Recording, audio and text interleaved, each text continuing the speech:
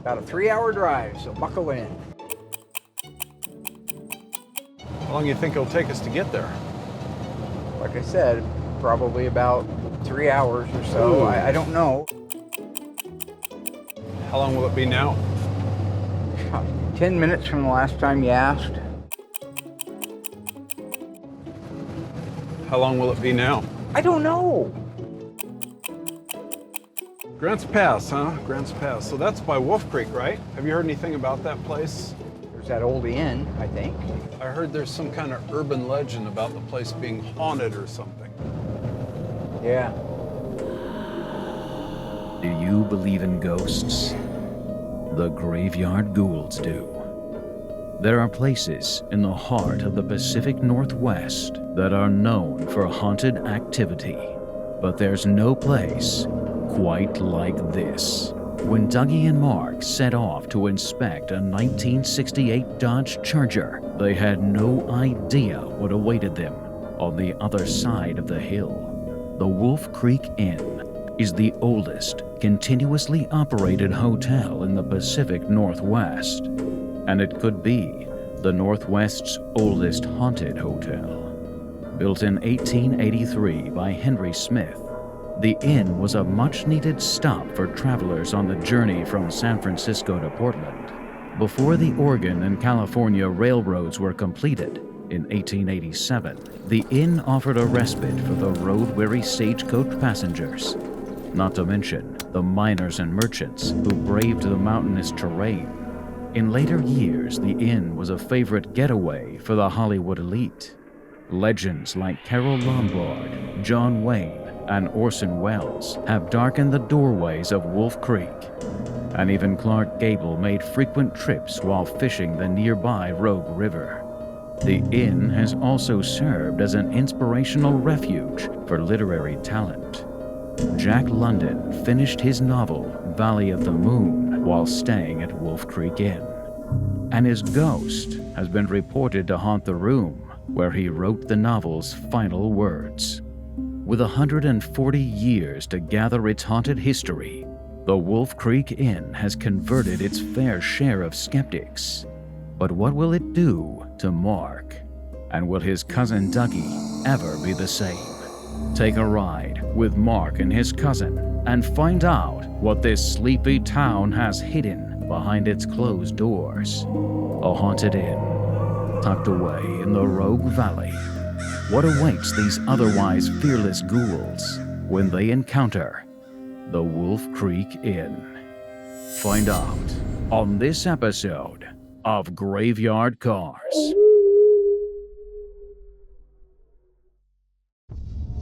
Beneath the fog, behind the rust, sometimes they come back.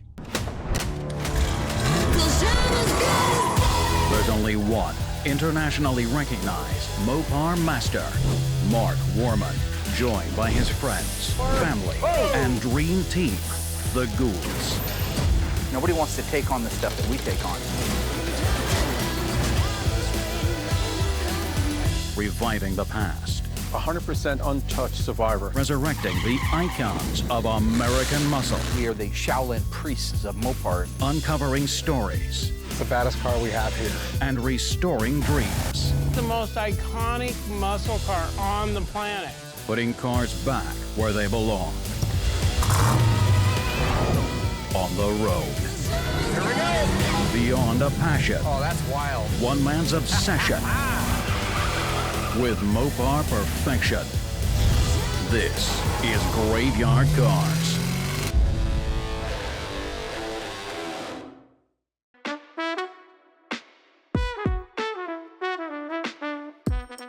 Now, a car that's come back recently from the metal dipper that we've got to get done relatively soon is a 1970 Cuda that is actually the car that Doug and I went over to Eugene on our last road trip. Fortunately, it was only a 15-minute trip to pick up. It was originally in Violet, the FC7, 383 4-speed car. Original engine, transmission were gone. Original fender tag was gone. Dash VIN was there. Not a very complete car. I mean, from the body standpoint, yes. Even though it did have fiberglass, really interesting. It had fiberglass quarter panels pop riveted onto it, which they used to do back in the old days for drag racing, but I think this was more along the lines of trying to get away from having to do metal quarters on it. It came back from the dipper. It had an enormous amount of metal work needing to be done on it between previous repairs and stuff that never has been addressed. Okay, so when Josh finally got a chance to go over the car, inventory everything, get me out there with him and say, do you want to repair or replace, repair or replace? We had a couple of rear frame rails that needed to be replaced. A lot of the main floor, the step wells, the under seat pan, trunk pan, extensions, rear body panel all needed to be replaced. The front inner fenders are savable and the front frame rails are savable. Firewall's in good shape, and everything from there up until you get to the roof. Turns out that the roof has a bunch of rot on the inside inner structure and the skin itself. So now the approach is, when you have a lot of metal to be done on one of these cars, you want to leave the basic structure of the car as intact as you can as you do each one. You don't just want to cut it apart, because then you're starting with nothing, no known values. So in this case, if you know the rockers are good and you know the front rails are good, you're cool to go ahead and cut out the main floor. Just start with the main floor and the step wells. Once those are installed in the car, then you can move forward or backwards, depending on what direction you want to work on next. I'm gonna cut our front floor out, and once I get that fit, that's gonna give me a solid base for where I need to fit the firewall and the floor extensions and stuff like that.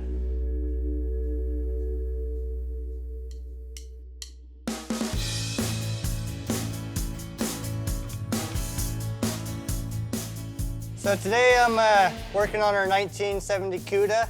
I got all the frame rails prepped out, got all the rust scale knocked off.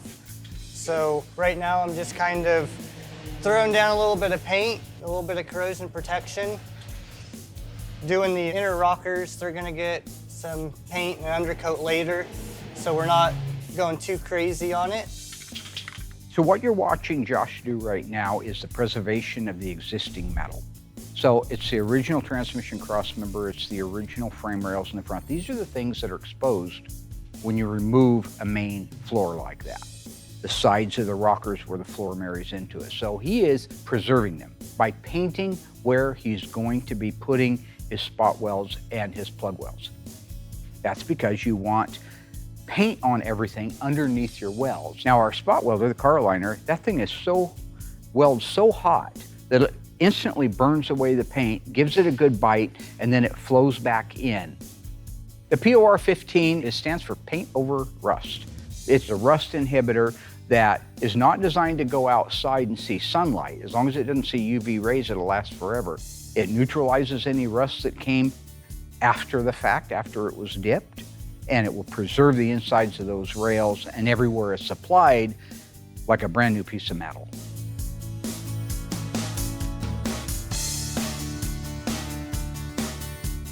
In our case, we send cars out and we have them dipped. And when they come back from the dipper, there's scale and things like that down inside the frame rails or wherever. If you're replacing a panel, you wouldn't need the POR 15. If, in this case, we're not replacing the rails, but we just want to make sure they're protected, we have cavity wax, which is one thing that can go on, but right now they're exposed. They're exposed when we get to them. So he'll very methodically take a brush and that product, and he will begin to paint it on all of the rails on the inside of the rockers where he's not going to be welding, because you don't want to do it where you are going to be welding. And so when it's done, it's glossy. It looks like gloss paint, and as long as it's not exposed to the sun, you take that floor pan off of there, and 50 years from now, and the inside of those rails will be just as glossy and not rusted. I've also taped all the holes in the rails so it doesn't fall out the bottom. So it keeps it nice and contained. The stuff can be kind of runny, but with just a little tape on there, I'll peel it after it dries and we'll be good. The application process is really easy. It goes on really smooth, and man, when it dries, it looks so nice.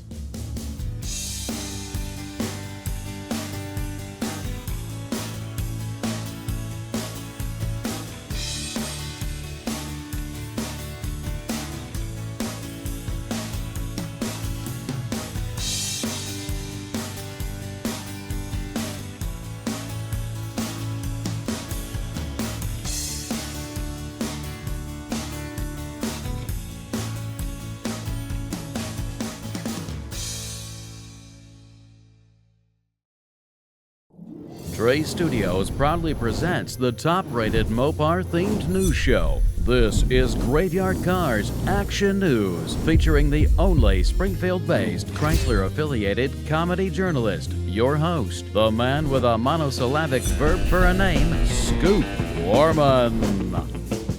Super Trey here on scene with Brody Scott. Brody Scott, who just finished doing some jam work on our 1968 Plymouth GTX. And the paint code is? SS1 Yellow. SS1 Yellow. I just wanted to talk to you a minute about it. That's your very first paint job that you did all the jam work yourself, and it's a color that your dad has not done before. Is that right? That is right. That's right. You have more to say, you can just say it. That's fine. So you're in the booth, you're mixing up your sealer. You walk in, you start spraying your sealer out on your quarter panels. Yeah. And so you're in the booth, you spray your sealer. How long would you say you let your sealer set before you go top coat it? Probably about 20 to 30 minutes, depending on the temperature. 20 to 30 minutes, depending on the temperature. Very good. All right. Now, once the sealer has kicked off, what is the very next step? Go get the yellow ready. Gets the yellow ready. Not a real talker. Gets the yellow ready, and then once the yellow is ready, Next up, go and lay it down. lay it down on the panels, laying the yellow down on the panels. What is the mix ratio on that sealer, and what sealer do you use? I do not know off the top of my head. Okay. Dad. What? We're with Will Scott. William, you got just a second here? I didn't mean to interrupt you. Super Trey reporting live from the paint shop. Again, Brody has just finished doing his first SS1 paint job. Don't be afraid, come on in. What do you need? Tell everybody who you are. Everybody knows who I am. Everybody knows who he is. This ain't Cheers. The quarters are done, ready to go over to the body man, is that right? Yep.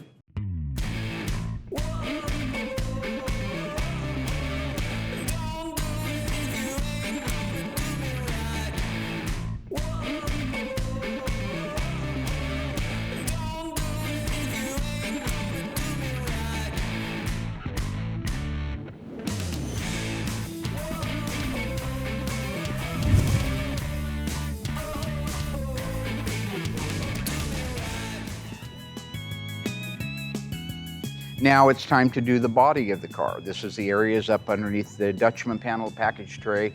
You're in and out of a lot of intricate areas. What are your feelings right now? What are you feeling as far as nervousness? A little nervous, but once I get in there, then it'll just all go away Yeah. as soon as I start spraying.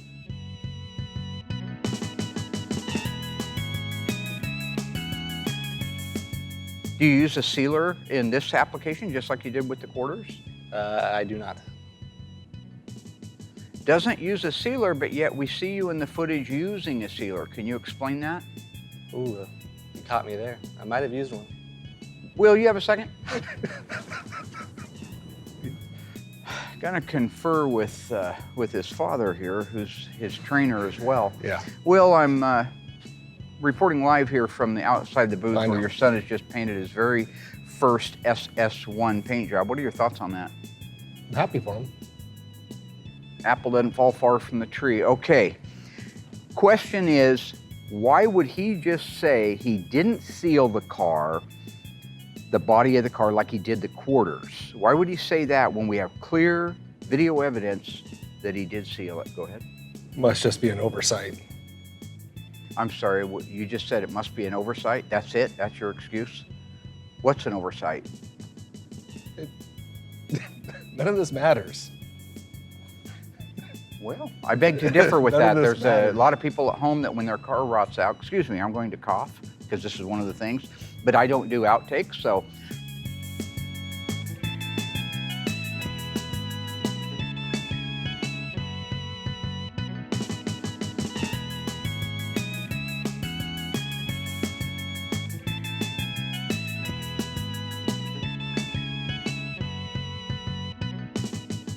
How are you feeling when you were painting that yellow for the first time? Great. Good. He felt great during the first round of the yellow painting. Will, what was it like knowing that for the first time your son was able to take off and fly on his own? Go ahead. Great. Okay, so it sounds like everything went Great. great in there. And anything you want to add? Car looks great. Will? Great. Great. All right. Thanks everybody for watching. And back up to you in the tower, Tiny. Yeah, I'm done with you. You go.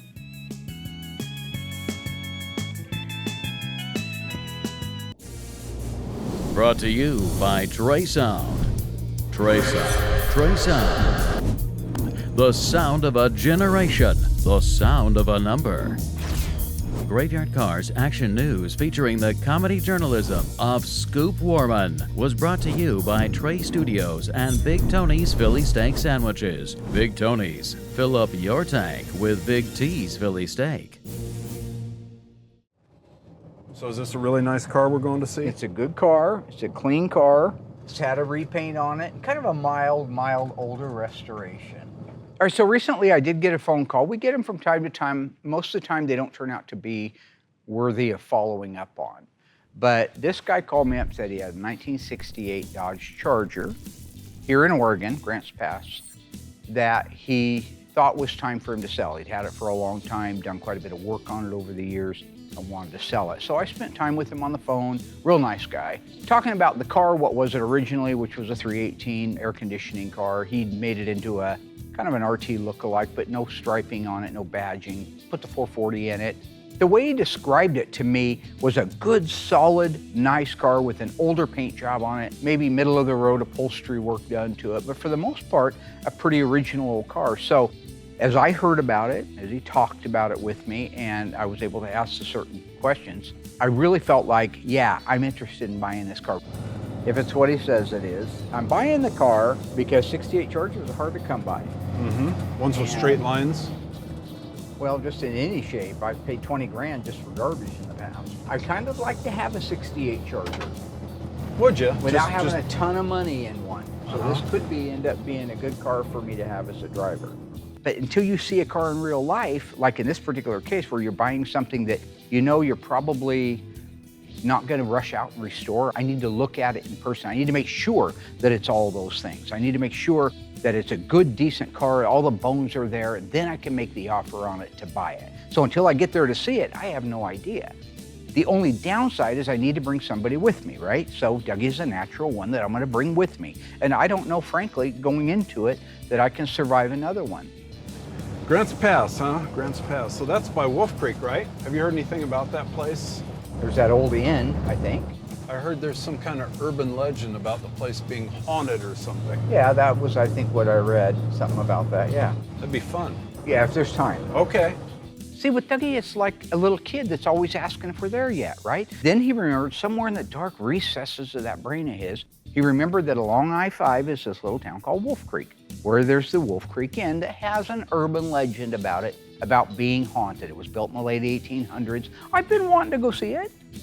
I don't think there's a problem going to see it if we have time to go see it. I don't want to make any promises. Remember when your parents would say, we'll see? Well, we'll see. How long do you think it'll take us to get there? Like I said, probably about 3 hours or so. I don't know. I'd say you're not going anywhere. It's 3 hours. Let's just say 3 hours. We're gonna stop for lunch? Well, we just ate breakfast. Oh. What time is it? How much longer we got? What are we going for? Even though no matter how many times you tell him what you're going for, he keeps doing it over and over. How long will it be now? I don't know. We've been on the road for an hour. I don't know. How long did I say it was going to be? You repeated it 3 times. 3 hours? 3 We probably hours. have 2 hours left. 2 hours. Yeah, we have 2 hours left.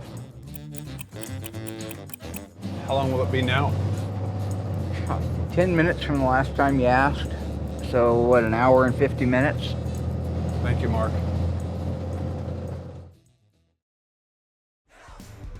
A 68 Charger, my favorite. Yeah, I can't that's a wait good one. to see this one. That's a good one. Is it in good shape?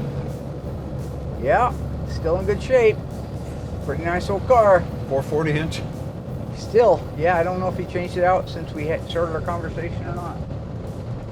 Mark, Yeah, Doug. I'm getting really tired. Oh God, you see this guy in the tow truck? He wants to wave at you. Uh-huh. Like, hey, we're friends. We're both driving tow trucks. Yeah. Oh, now I got a call come in from Andy. Let's answer that. Hello. Hey. So when I say things like this are the worst trips imaginable, you think, well, he's just being dramatic because of TV. No, it isn't that at all. It's the worst parts of the Bible have come to fruition in this road trip. I've got Doug repeating himself constantly. Then when I'm ready to answer one of his questions for the 15th time, I get a phone call in from Annie. She does a lot of the work in the front office. She greets people when they come in. I had sent her down to the post office to pick up a box for me, a nice flat rate box to send some records in that I had to send in some paperwork. So for the priority mail flat rate boxes, there isn't one that will work. There's a regular, just like cardboard box. There's a 12 by 10 by 8. Or I just need a box to put my stuff in. It goes on and on to a point where you're ready to veer into oncoming traffic and just say, heck with it. The only reason I don't do it is because I don't want to affect another family. Okay? If it was one of the people I don't like from my past that I could see coming at us in the opposite lane, hang on, Mary. What are we going after?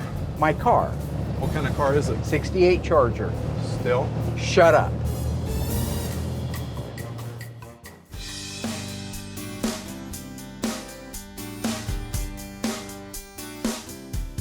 After 3.5 hours of complete and utter torture, unspeakable tortures, right? Bad stuff, we made it down to Grants Pass, actually about 20 minutes outside of Grants Pass, out in this little rural area.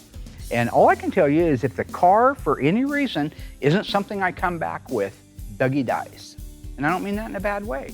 I know he's got family and friends and stuff, and if he doesn't die, then he comes back in a wheelchair. I don't know.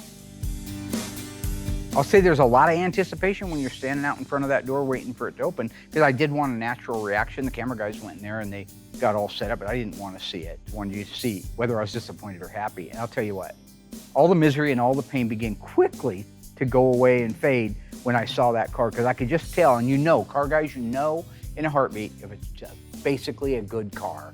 And that was really a nice car.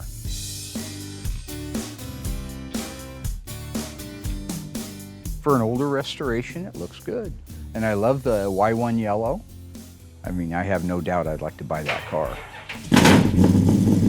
Whoa. Those is Whoa. cars. What's smooth? Man, that sounds good. Sounds better than the engines you put together. I know. Man, when that thing fired off, it sounded tough. I mean, it just jumped to life. So many of the cars we do here don't even roll, let alone drive under their own power. This car really excited me. You see them backup lights pop on for a second? Looking good. Oh, that's Look gorgeous. at this. Look at the lines on that, Mark. Woo! Straight as an arrow, right? It looks good. It's pretty darn good old body and paint. Looks like an old single stage enamel. The orange peel looks like what Will normally does before I have somebody cut and buff it. Side lights work. Need the Charger emblems on it still. This one reminded me so much of my old Charger. The one Mark says my dad bought for me after I totaled it, which isn't true. Okay, my stepdad did buy it for me after I totaled it, but that's not like being spoiled. That's keeping me out of trouble. It's amazing. That is beautiful. What a nice old complete car. When you're out in the field like that and you're just looking to buy a car, it depends on what your purpose is. So if I was looking at that car because it was a Hemi car or a RT440 car, I would want to validate everything. It would take a long time to do. In this case, I just want to see if it was basically a good car and worth the investment. Something I could do something with, something I could help a customer down the road if they needed to buy a car that we could restore for them, that kind of thing. So it's the kind of thing that you can just stand back and take a look at the car, take it all in. That's what I do, try to look at the whole picture. So you walk around the car and you look at the sides of it, you look at the sheet metal fit. This car has an older paint job that was middle of the road, not certainly the old Earl Scheib 99, but somewhere in the middle of the road, a decent paint job on it, and it's painted the correct paint color, which is S for the yellow. This would make a great driver car. It started up, it ran good, it felt solid, it felt strong. I mean, when that thing fired up, it just exploded to life. So you know that motor's healthy. You've had it since the 80s? Yeah. Wow. And how long ago was the body and paint done? Through the 80s into the 90s. Okay. One thing I was always envious about Mark's Charger was how much meat he could get under the wheel wells. He always had some old worn out N50s under the rear end of that, and I always thought it looked great. Just to be clear, they weren't completely worn out when he put them on the car, they just got that way after being on there for a few days.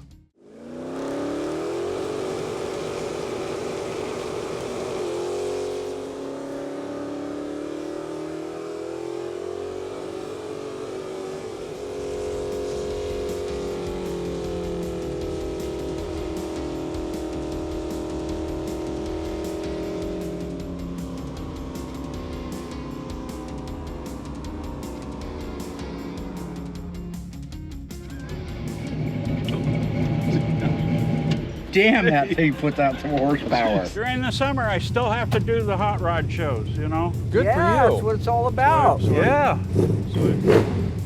That motor sounds good. I think overall he did the car a good justice. Number one, it starts and runs and drives, which is better than most. I took it around the block. It seems to run and drive really well. So I think that is just one of the old cars that probably, let's say he never did paint it, it would look pretty good as a survivor, even if the paint was thin, washed thin, and didn't look great from a paint standpoint. I think it would be a really neat looking car to come across without some freshen up stuff, because it's that original other than paint and interior and under the hood. Sweet. You did a good job, Jay. Yeah. That's great. All right, so after the car warmed up, I decided to take it out for a drive, wanted to make sure that it would go through the gears and turn and brake and all those things. It did that. It ran well, it drove well. Not everything worked in the car, but it's kind of stuff that we even go through it on a freshly restored car, something will quit working. But overall, a really good car. And so him and I got off to the side and did some talking about the condition. Do you have the Charger emblems still? Have you ever bought the new Charger emblems for the roof yet? No. Okay, I'm just wondering, I know you said you had a little box of goodies in there, so let's take a look under the hood. Still to come, Josh and Mark reveal the secrets of making Mopar metal identical to the factory original. All the provisions that it takes to be able to make a car look like it hasn't been touched. But with Mark out of town, will Josh get the help he needs?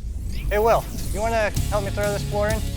How many painters gotta jump over to metal and save the day? Mark and Doug fired up the engine, but what will they find when they crack open the hood? There's been a lot of butchery that I can't undo. And when Mark and Doug get back on the road, will Doug's ghoulish obsession push Mark too far? And I said, what is your obsession with this place? I've never had the opportunity to meet a real ghost. When Graveyard Carz returns.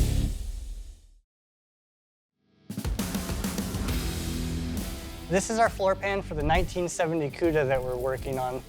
Before putting it in, there's a couple things I wanted to go over with and sort of show you guys how I do this to make it right. So the first thing you might notice is I got a bunch of markings on this floor. These are where my frame rails are. I went ahead and pre-fit this floor already, and in that pre-fitment process, I went ahead and marked out our center cross member and then my front frame rails. As you can tell, there's only a couple holes in the middle of this floor. Those are pretty much where my spot welder won't get, and I have to plug weld those. Over here, the front frame rail and this side of the cross member, I'm able to fully weld that with our spot welder so it looks 100% factory. Also, a really important thing to note with these floors is you gotta be really cautious, as sometimes they don't come with some of the brackets. So I had to weld on our original speedometer cable bracket, and then I also had to weld on the original seat support brackets. So this is the top side of our 70 Cuda floor pan. There's just a few things I wanted to point out while we had this flipped over. As you can see right here, I've got this area marked out. This is actually going to be a manual transmission car. Now on the cars that we work on, I don't know the exact years they did all of this, but the ones we work on, 68, 72 stuff for sure. The floor pan itself has two ways it would have came. It would have came designed to have a 4-speed put into it, or it would have been designed to have an automatic transmission put into it. And then things like brackets for a console would be added. That was something that happened on the assembly line. What Josh is doing is taking an automatic floor, because that's all they make, and he has a factory pattern. So what I've actually done is I've cut out that area of a previous car we've done, and I was actually able to lay that factory piece over top of this floor and trace out exactly where they had it cut out. So that's going to make it really easy for me to make this look exactly like it came from the factory. So you can't tell that we put a floor in other than its new condition if you knew the old one was rotted out. So that's what he's talking about, is all the provisions that it takes to be able to make a car look like it hasn't been touched. Now that I've got this floor already, I'm pretty well done with all these markings. I'm going to go ahead and just wipe these off so I don't get any bleed through once it's all in there. And then I'll probably grab my buddy Will and we'll get going on getting this floor inside.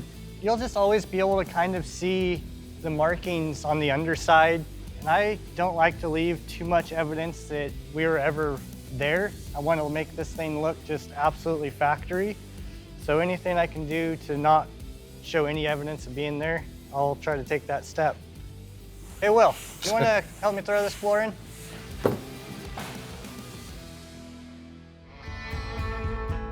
What color do you think that block is? Yellow. It is, okay. It looks kind of green to me. What color yellow did you paint that engine, you remember? No, I do not. So it looked like top banana? That or canary yellow or something, I don't know. Top banana, we'll go with Let's that. stick with a Mopar color. Canary yellow I've never heard of. Oh, it's a pretty color. Is it? Where would you find it? Because no car ever came on a with 70 Barracuda. I've heard of Corvette yellow. 70 Barracuda was once again FY1 lemon twist yellow. They never had canary yellow as an option. You can look at the original PPG spec sheets. You can look through the original literature. Nowhere will you see canary yellow. Well, I just like the name. Okay. I called it canary yellow. I'm sorry. I guess the proper name for the color on my old Barracuda was lemon twist. There, Mark. Does that make you happy? Sure, nice setup though. It's a very, very nice setup. And you got the air cleaner for it. You open the hood, look underneath there. Yeah, there's been a lot of the aftermarket type thing like valve covers and stuff, but overall, it was all there. There was no butchery that I can't undo if I wanted to put the car back and make a tribute real RT. Wasn't a bunch of holes cut in the fender wells or in the firewall. Very, very solid, very good impression. Same thing on the interior. While it does need to be done right sometime down the road, it's very presentable right now. So when I walk around the car and I start at the front bumper and the back and I'm just kind of inventorying everything in my mind, I know that it's a good car. I know we're probably somewhere in the middle of where we had talked about for buying numbers, and I knew I wanted to buy the car at that point. Yes, look at that. The Pi 10 on there. That is nice. Originally a 318 car, right, Jay? Yes, sir. Okay. Looks like something you'd do, huh, Mark? Put in a 440. I did. I had a 318 in mind, my 70 Charger. Originally it was a 383 two-barrel. The guy I got it from had put a 318 in it out of a 74 Roadrunner. And then, of course, as soon as I got it, the races were on. He had his Barracuda, I had mine, Jeff had his Chevelle. Everybody had to go fast. So I grabbed a 440 out of a 68 Coronet RT and put in that thing in it. It was a bad engine, wasn't it? A bad mamma jamma. Yeah. So, you know, after spending a little bit of time with Jay there and getting to know some of the backstory on it, we really were wrapped up. We didn't have time to get over and see the Boltaco guy that I was telling Doug about earlier that restored my bike. We're gonna make another trip down there someday. But we did want to try to get enough time to go by Dougie's favorite place. So he wants to meet a real ghost. That's what he said. At one time, and I just, all the cameras had kicked off, and I said, what is your obsession with this place? He goes, because I've never had the opportunity to meet a real ghost.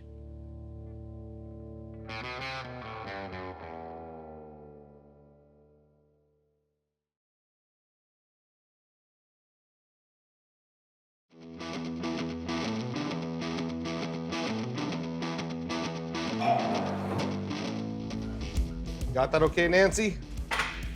I've got her. Okay. Just trying to offer assistance. Drop that down a little bit there. almost need a new floor pan by the time you get this thing. Try not to cut our fingers. Yeah. Safety first. Josh gets kind of crazy when he does this stuff, but like usual, here we are. Will, come help, come help. Well, I remember last time you tried cutting my finger off, but... Try having man fingers. You have baby fingers. No. A paper cut would take your pinky off. All right, where's my screw gun? Let's get this drilled in. I want this welded up today. I'll get her welded today, but I gotta get this side in first. Okay, well, let's get it going. All right. You see what I work with? How many painters gotta jump over to metal and save the day? You know, I give my whole team crap all day long, but I do it with a smile so they can't get mad. I learned that from Mark. But this is what Mark did to me, so I do the same to them. And as far as our metal shop goes, it's the best team we've ever had here. And Josh is a huge part of that. He's got a heart of gold, he goes the extra mile, and he truly wants every car perfect, and he goes about it in a great way. All right, we ready to screw? Well, I mean, yeah, I'm ready to screw the floor down. Let's get her screwed. All right.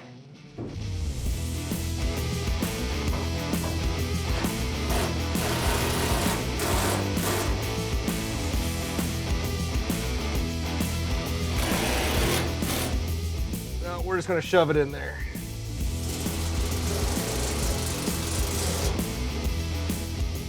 Money.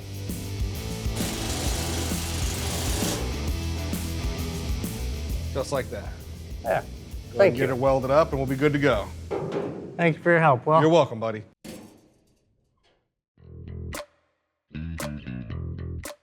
We got the car loaded up and we're able to head back north on I-5, destination the Wolf Creek Inn.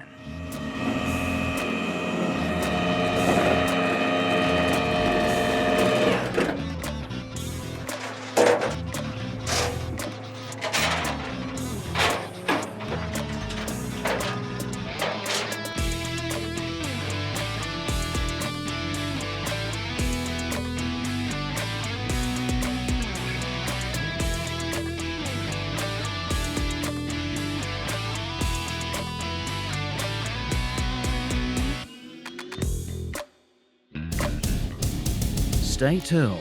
There's more metal and more secrets to reveal. Even though there's screws, I've actually seen those things break before. And just when you thought it was safe to go back on the highway, Mark and Dougie finally arrive at the oldest and possibly the most haunted hotel in the Pacific Northwest. Finally, I get to go see a real ghost. When Graveyard Carz returns.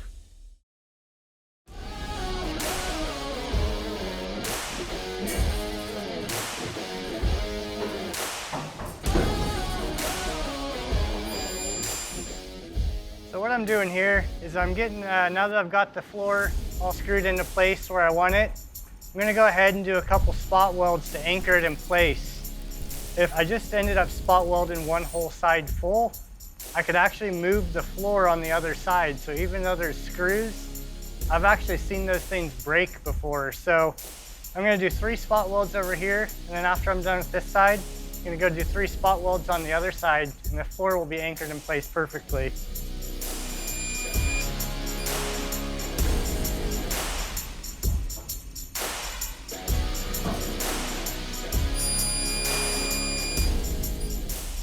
All right, now that I got a spot weld on the frame rail and then one on each of the seat supports, I'm gonna go to the other side, do the exact same thing, and I'll come back over here and do a couple MIG welds also to anchor it in place.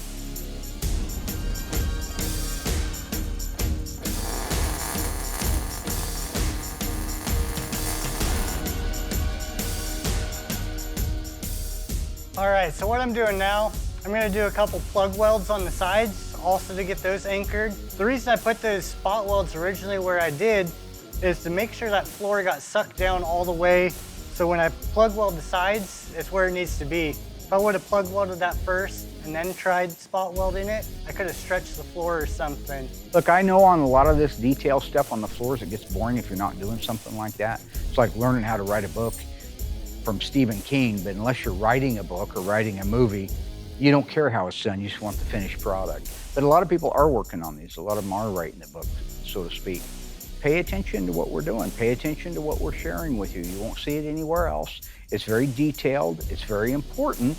If you want the very, very best job you can do it at home. It's just gonna take you longer and you're gonna have to maybe rent some equipment from time to time, but you could do the same thing based completely on what we're showing you of how it's done here. So while it's boring for you, for some of you, it's really important to somebody else. Also, if you notice, I got little tiny yellow marks. Those are all where the factory spot welds were. So I like to mark those so when it comes to welding this floor in, I can actually offset my new welds. I don't like to weld over top of those just because the metal can be slightly thin. So this gives me the full thickness of metal and I know the structural integrity is going to be there.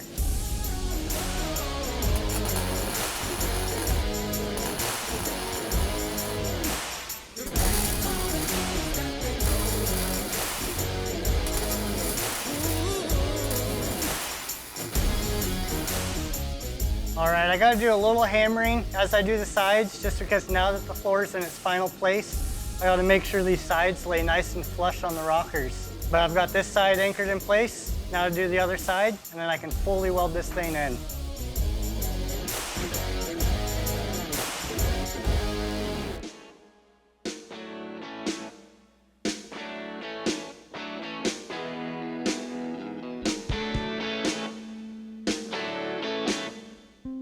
Finally, we got to the Wolf Creek Inn. I love this place, so much history and really nicely restored. Finally, I get to go see a real ghost. All right, so about 45 minutes this side of picking up the charger, we got to the Wolf Creek Inn. And this place is really cool. I mean, there's so much history involved in this place that I couldn't even begin to do it justice. As far as I'm concerned, it was a blast. We got some great pictures with Doug. Doug was super happy. I asked him if he actually met a ghost. He said that he wasn't sure. He thought I don't know if he did, but there are sightings of ghosts down there. But for our trip to the Wolf Creek Inn, I call it Wolf Creek, W-U-F-F, Wolf Creek Inn, got some great pictures of the team. We had a really good lunch, fantastic lunch. Actually, it's probably one of the best little diners that we've hit, and we got quite a few of them up here, and they did a remarkable job down there. Got some pictures of the Charger sitting out front of it. So for us, it was a really nice thing to get away and do and have some fun as a team. It was the fact that I was able to buy a car and make it worth the trip down there. Like I say, the camera crews with it, we're all kind of like family. So when we sit down around a table, it's just a bunch of guys, gals that know each other, and like I say, are like family. So after lunch, we got a bunch of pictures around the place. It's a small town, little one-stoplight town. Didn't take long to look around the town. I think they had a gas station and an old general store. After that, we got back in the rollback and headed to Springfield, made it back without any incidents. So overall, that was just a fantastic day and a fantastic trip.